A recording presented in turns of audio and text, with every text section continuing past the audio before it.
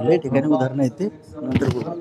एक एक एक एक एक तथागतांनी आपल्या शुद्ध प्रज्ञेतून निर्मिलेला सद्धम्म आणि त्याच सद्धम्माचा गेली 2500 वर्षांपासून सातत्याने अहोरात्र प्रचार आणि प्रसार करणारा पूजनीय भिक्षू संघ, ज्यांच्या महान आणि असीम त्याग प्रभावामुळे आपल्याला जो हा अनमोल असा बुद्ध धम्म लाभला आणि ज्यांच्यामुळे आपल्या वाट्याला हे एवढे मोठे वैभव प्राप्त झाले, असे महान युग प्रवर्तक भारतीय राज्यघटनेचे प्रमुख शिल्पकार परमपूज्य बोधिसत्व डॉक्टर बाबासाहेब आंबेडकर आणि सर्वच परिवर्तनवादी संत महापुरुषांच्या महान अशा विचारांना स्मरून आज या मंगलमय दिनी आमचे धम्ममित्र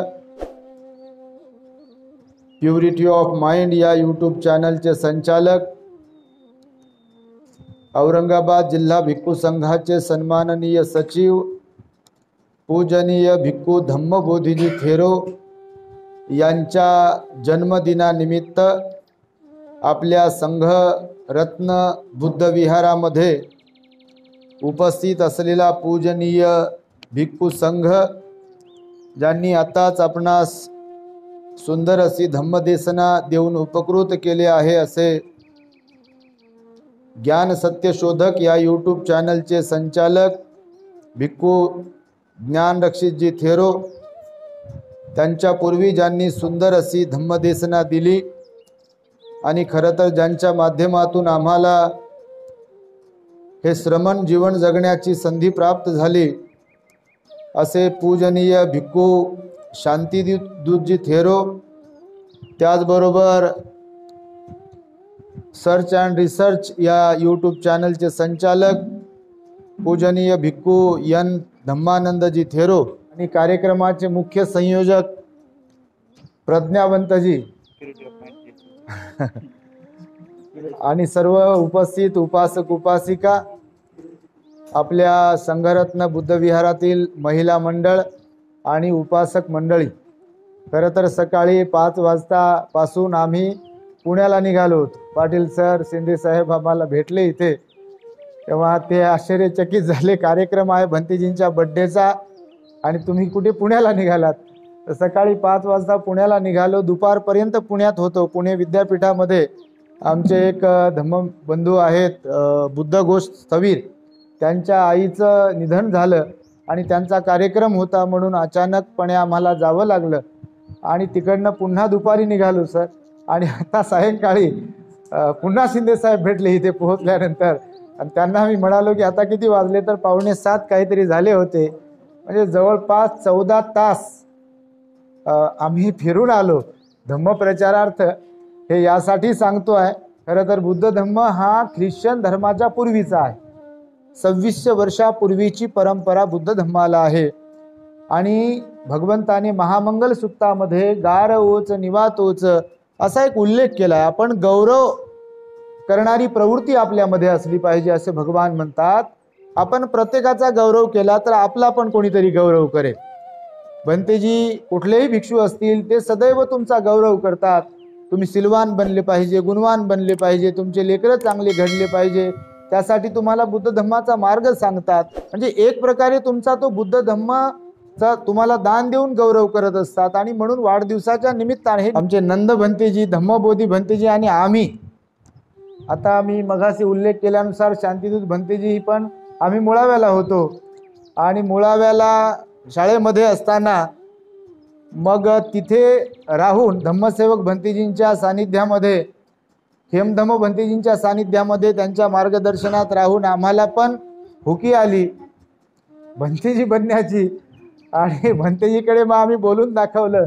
मग क्रमाक्रमाने आम्ही मुंबईला गेलो आणि हिस्टॉरिकल असलेल्या रमाबाई नगरामध्ये भिक्खू निवास आहे मुंबईला घाटकोपरला, आणि त्या घाटकोपरच्या भिक्खू निवासामध्ये पूजनीय कालकथित दिवंगत अश्वजितजी महाथेरो यांच्याकडून आमची श्रमण दीक्षा झाली, श्रामणेर दीक्षा झाली.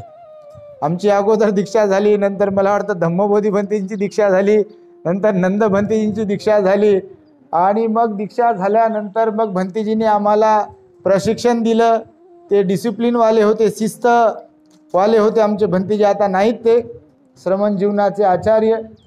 आणि काही दिवस मग मुंबईमध्ये रमाबाईला आम्ही राहिलो. नंतर कॉलेजचं महाविद्यालयीन शिक्षण घेण्यासाठी म्हणून क्रमाक्रमाने औरंगाबादला आलो, मिलिंद कॉलेजमध्ये शिक्षण घेण्यासाठी म्हणून.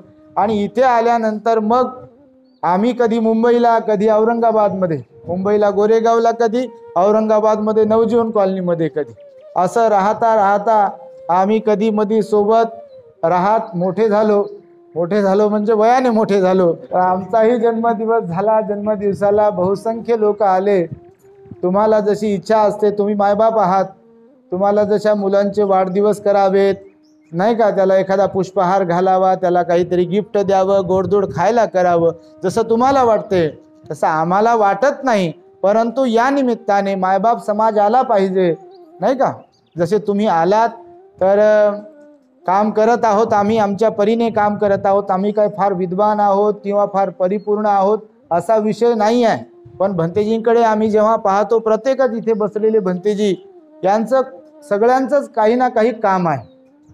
जेव्हा आम्ही आपल्या तरुणांकडे पाहतो समाजातल्या, तेव्हा तुम्ही पण पाहत आहात, तुमची पण मुलं असतात किंवा तुमच्या शेजाऱ्यांची मुलं असू शकतात, वेगवेगळ्या नगरातली मुलं असू शकतात.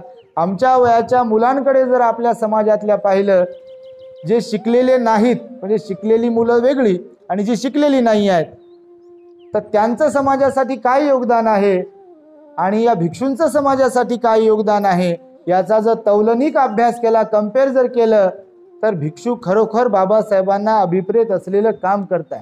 भलेही त्यांच्याकडून काही त्रुट्या होत असतील, चुका होत असतील, असं म्हणत नाही, मीही म्हणत नाही आणि कोणीच म्हणू शकत नाही.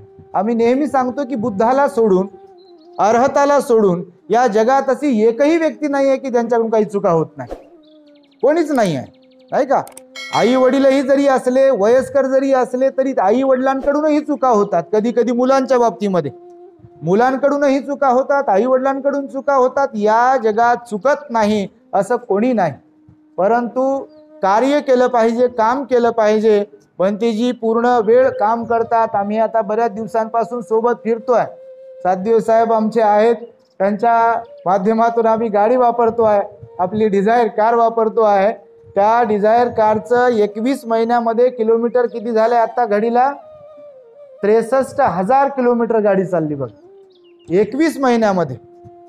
म्हणजे तुम्ही आता स्टेटस पाहणारे असाल, फेसबुक पाहणारे असाल, यूट्यूब चॅनल भंतेजींचं पाहत असाल, तर अनेक ठिकाणी लांब लांब पर्यंत जातो. कधी रात्र होते, कधी झोप होत नाही, कधी दिवसभर प्रवास करावा लागतो, स्वतः गाडी चालावी लागते. आता हे सांगायचं म्हणजे यासाठी म्हणून मी सांगतोय, म्हणजे काय रोज कोणाकडे कंप्लेंट करतो किंवा सांगतो असं नाही आहे. ना मायकडे सांगतो, ना बापाकडे सांगतो, ना भावाकडे, ना बहिणीकडे. तुम्ही मायबाप समाज आहात म्हणून आणि भंतेजींचा गौरव केला पाहिजे आणि होतोय म्हणून हा उल्लेख करतोय मी. काही असं सांगण्याचा विषय नाही आहे. म्हणजे जे काही शारीरिक दुखणं असतं ते कुणालाही होऊ शकेल.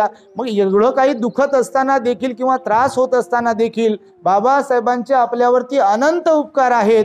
या बाबासाहेबांच्या अनंत उपकारांची जाणीव ठेवून फुलना फुलाची पाकळी हे आपलं जीवन वाया जाऊ नये, काहीतरी आपण करून गेलो पाहिजे, करून मेलो पाहिजे असा विचार आमच्या मनामध्ये असतो. आणि म्हणून आमचे भंतेजी या मयूर पार्कमध्ये राहतात गेल्या अनेक वर्षांपासून.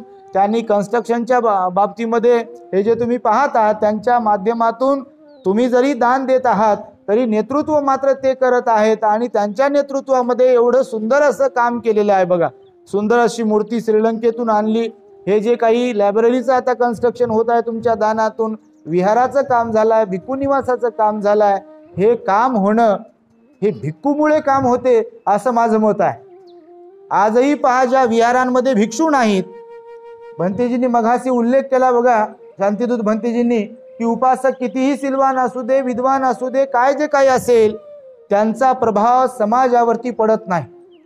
त्यांच्यामुळे लोक विहारात येतीलच, धर्माचं आचरण करतीलच, उपोषण ग्रहण करतीलच, पौर्णिमेचे कार्यक्रम होतीलच, लोक जमा होतीलच, लोक दान देतीलच असं नाही आहे. आम्ही पण जिथे औरंगाबादमध्ये राहतो तिथे बघा गेल्या अनेक वर्षांपासून कुठल्याही कार्यक्रमाची वर्गणी मागितल्या जात नाही.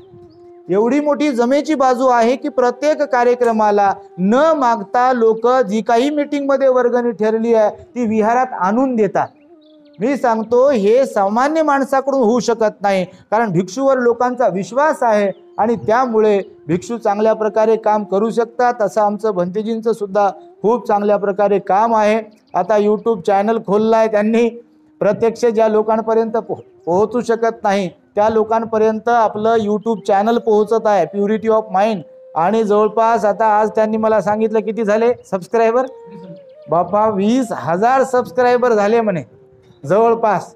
यांचे पण ज्ञान सत्यशोधकचे पण किती झाले, यांचे 20,000 झाले। आणि आमचे आज आम्ही आता चालू केलं आमचे 1,009-10 काहीतरी झाले, ती प्रगती आहे त्यामध्ये।